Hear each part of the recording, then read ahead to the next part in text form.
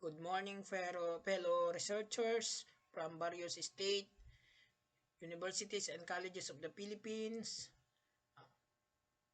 and the Secretariat of this International Forum on Sustainability Science, distinguished guests, ladies and gentlemen.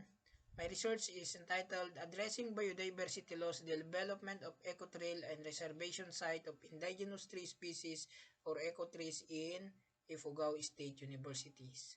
I am Eric D. Bimoy, Assistant Professor 2 of Ifugao State University. The Philippines is recognized as the hottest of biodiversity hotspots, a global conservation priority area with faces significant threats. The Philippines, together with other mega diverse countries, hosts over 2/3 of earth, plant, and animal species. However, increasing human activities has pushed each wildlife to the edge of collapse. This is according to Conservation International. The ecological trail and reservation site of indigenous species or ecotrees is a biodiversity conservation project established in 2019 inside the 400 hectare land area of the Ifugao State University Pucha Campus, Alfonso Lista, Ifugao. Assisted natural regeneration, enrichment planting, and various silvicultural treatment were conducted. The study aims to determine the initial biodiversity indices of macroflora found inside the ecotrail and reservation site of indigenous tree species. So this is the map of the study site. As you can see, there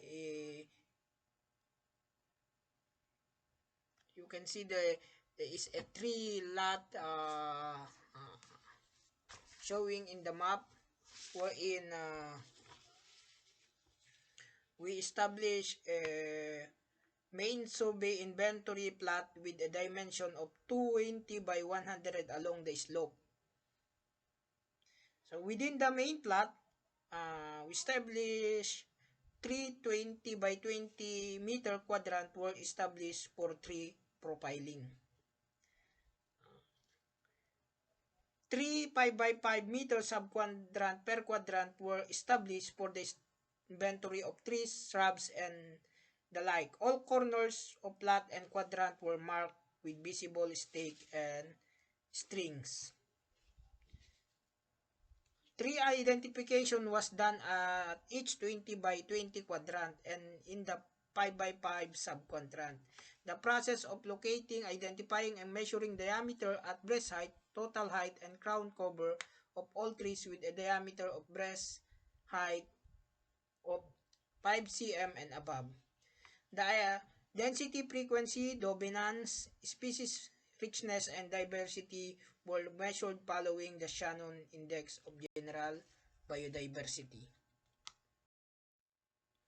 This is the table showing the number of species and diversity indices of species inventoried inside the ecotrees. So, the result shows that there are 24 families of trees and shrub, 51 genus, and a total of 97 species.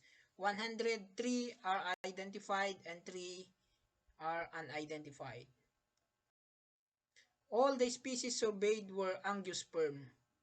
Of the 24 species, Moraceae, Fabaceae, Euphorbiaceae, Myrtaceae, Miliaceae, Rubiaceae, Sapotaceae, and Lauraceae families had the most number of species at 16, 4, 11, 6, 4, 5, and 3 surveyed individuals.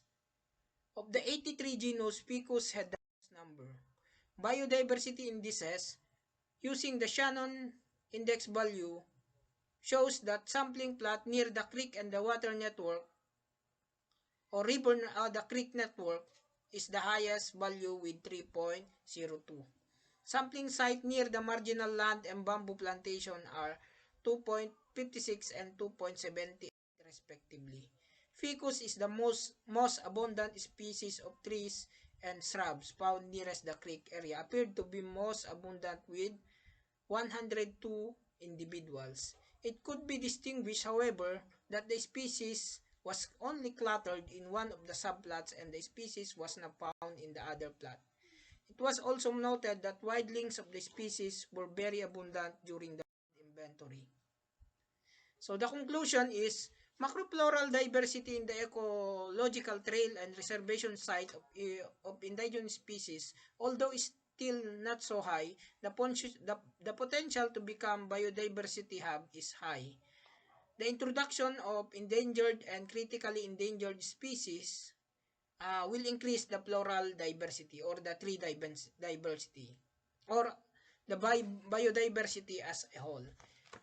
Pioneering species such as Picus species, this include the tibig, hawili, is and other Euphorbiaceae, serve as nursery of planted dipterocarp species. These are the notable species which are naturally grown and others are introduced or we planted in the site. Mulabe, the Vitex paviflora, also known as mulawin. According to the International Union for Conservation of Nature, mulabe trees are classified as endangered. They are naturally grown, but we also introduce hundred of mulabe, or we planted 100 of mulabe seedlings in order to enrich the site. Tuay, Biscophia javanica, classified as vulnerable by the International Union of Conservation of Nature. They are also naturally grown, but we introduced or we planted 100 twice inside the eco trees. Yakal or the Shoria astylosa under the family of Dipterocarpaceae, it has been listed as endangered on the International Union for Conservation of Nature Red List. This is also a very important species inside the eco trees. Nara or the Pterocarpus indicus, which we all know that this is our national tree. It is actually classified as critically endangered group, is one of the priority species for conservation and reforestation in the Philippines due to its economic, industrial, and ecological importance. As the DNR promote this species in the National Greening Program, tree planting nationwide. The giho or the Shoria-gisu under the family Dipterocarpaceae classified as endangered under the DNR Administrative Order number 11 series of 2017. This all about the research, and we hope that we will the site will also become an habitat of faunal species in the future. And we invite also researchers from various state universities and college to visit this forest park, as we call this eco trees, because we planted not native trees inside this forest park. That's all, and thank you.